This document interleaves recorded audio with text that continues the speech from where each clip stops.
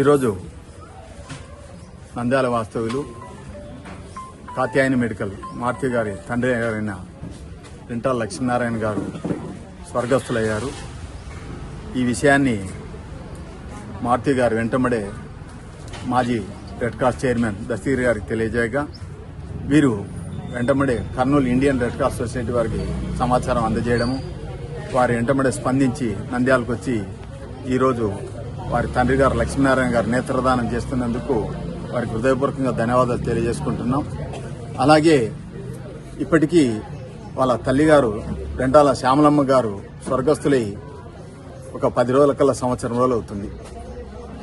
ప్రథమంగా నేను నంద్యాల పట్టణంలో red cross society organ donation కోఆర్డినేటర్గా ఎంపికైన తర్వాత ప్రథమంగా మన మారుతి గారి తల్లిగారే నేత్రదానం చేయడం, ఆ రోజు నుంచి ఈ రోజు ఈ సంవత్సరం కాలంలో మేము చాలా మందిని మోటివేట్ చేస్తూ దాదాపు 35 మంది పైన నేత్రదానం చేయడానికి సిద్ధమయ్యారు.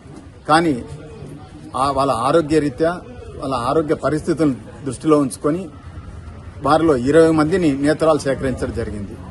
అంటే ఈ సంవత్సరం కాలంలో వీళ్ళు 20 మంది నేత్రాలు ఇవ్వడంతో 40 మందికి చూపును ప్రసాదించిన వాళ్ళు అయ్యారు.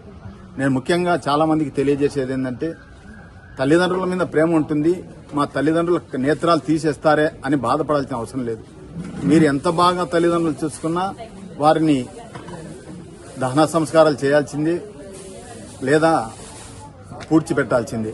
కానీ ఆ మట్టిలో కలిసిపోయే బదులు వాళ్ళ తల్లిదండ్రులు ఇంకా జీవించి ఉన్నారు, వారి శరీరమే బూడిదైపోయింది, కానీ వాళ్ళ కళ్ళతో ఇంకా ఈ ప్రపంచాన్ని చూస్తున్నారని ఒక ఆనందం కలగాలి అంటే ఈ నేత్రదానం చేయాలి. ఎప్పుడో పాత సినిమాలో మంచి మనుషుల సినిమాలో అప్పుడే చెప్పారు, ఏమని, కనులు లేవని నీవు కలత చెలవద్దు, నా కనులు నీవిగా చేసుకొని చూడు అన్నట్లుగా ఇప్పుడు మారుతి గారు చేస్తున్న కార్యక్రమం కూడా అభినందించదగ్గ విషయం. ఇప్పుడు చూడండి, సంవత్సర కాలంలో వాళ్ళ తండ్రి గారు స్వర్గస్థులు కావడము, వాళ్ళ తల్లి గారు స్వర్గస్థులు కావడము, వాళ్ళిద్దరు నేత్రదానం చేయడం, ఇలా ఒక గ్రామంలో